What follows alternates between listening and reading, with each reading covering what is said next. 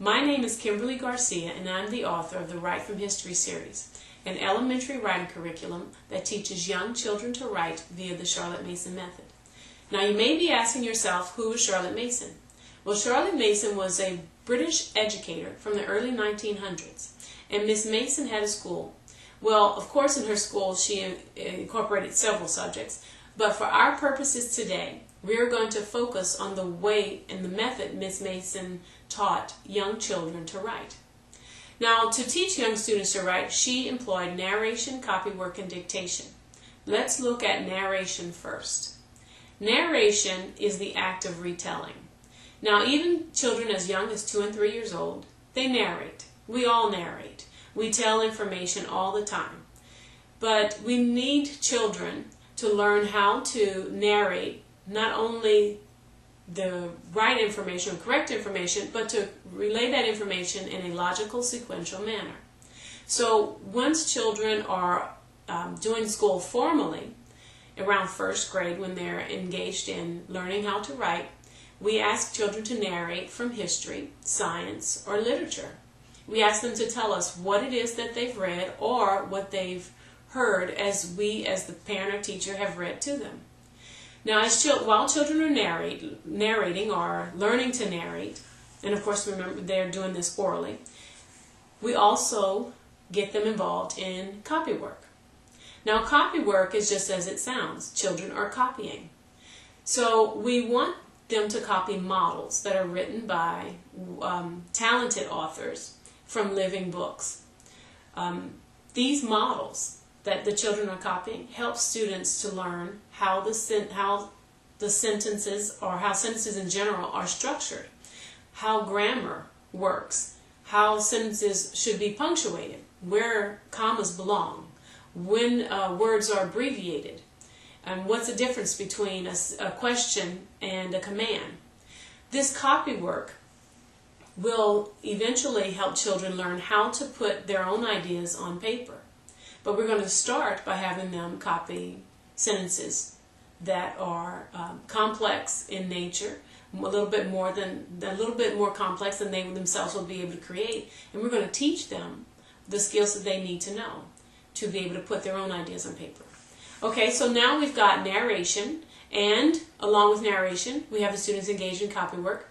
Now we're going to add study dictation. Study dictation is slightly different than what you think of when you hear the word dictation. With study dictation, we do as the phrase suggests. We allow the students to study the models before they write them from dictation. This allows students to learn how to spell the words in the model correctly. So they close their eye. Well, first they focus on those words that they're unfamiliar with, and they study them. Then they close their eyes and try to recreate those words from memory and do so correctly. Now, study dictation, though, has many benefits, even more than just learning how to spell properly. Study dictation allows children the opportunity to learn how to study. Now, I don't know if you remember, but when I was in college and even high school, even middle school, I had to take exams. And often, so let's say, for example, I was taking a history exam. I'd have to study my notes or the book the night, hopefully more than just the night before, but let's say the night before, and I would read over the material. I'd close the book and put that material aside. And then I would try to recreate or recall that information from memory. Well, often, as I'm sure the case with most people, I didn't always know all of the material. I'd have to go back and study that material again. That's the same process that we want children to engage in study dictation.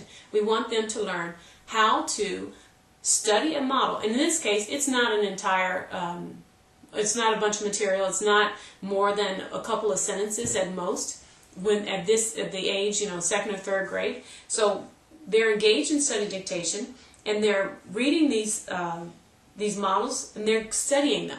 So they're learning in a very safe place, in a very gentle manner, how to study the information before them. And then they're going to try to recreate that information as you, the parent or teacher, read it aloud to them.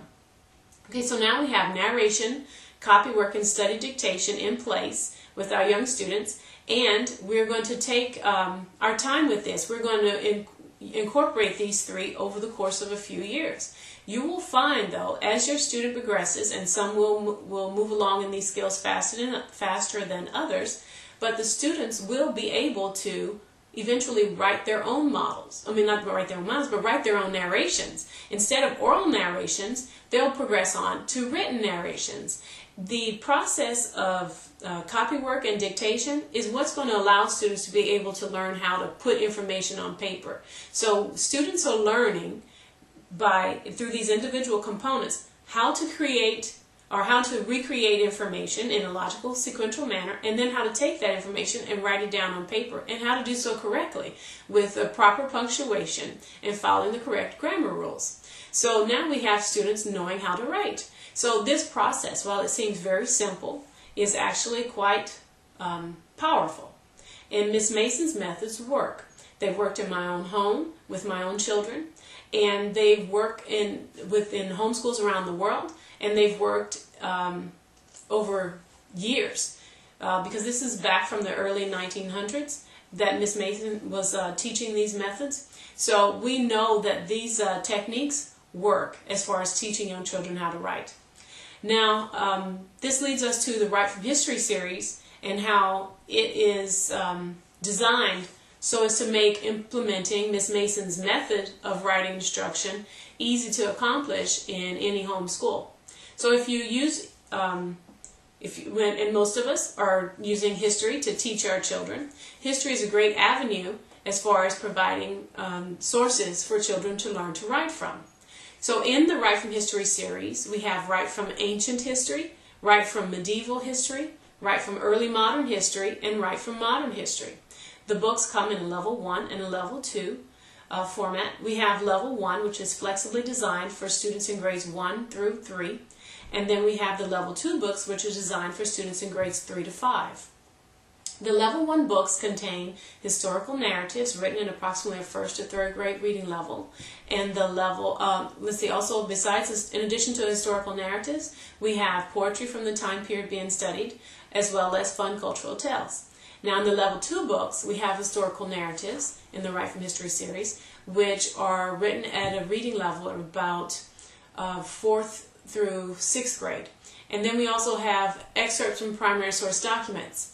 So students, now in those cases, as you might guess or might imagine, that the primary source documents have a reading level that is well beyond elementary and oftentimes post-high school.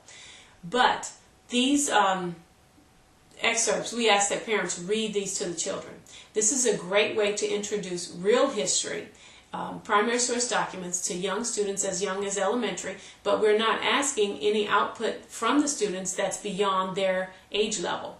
Then we also have in the level 2 books poetry from the time period being studied and fun cultural tales. The Write from History series provides these reading selections for the children, and then for the student, the models that they are to use for copywork are taken from the reading selection. These models are written in a true handwriting format so as to reinforce proper penmanship in young students who are still learning to write correctly. And also we have in the appendix of each book models which can be used for study dictation. So if you have any questions about the Write from History series or the Charlotte Mason method, you can reach us online at writefromhistory.com. That's write as in W-R-I-T-E. That is www.writefromhistory.com. We look forward to hearing from you. Thank you.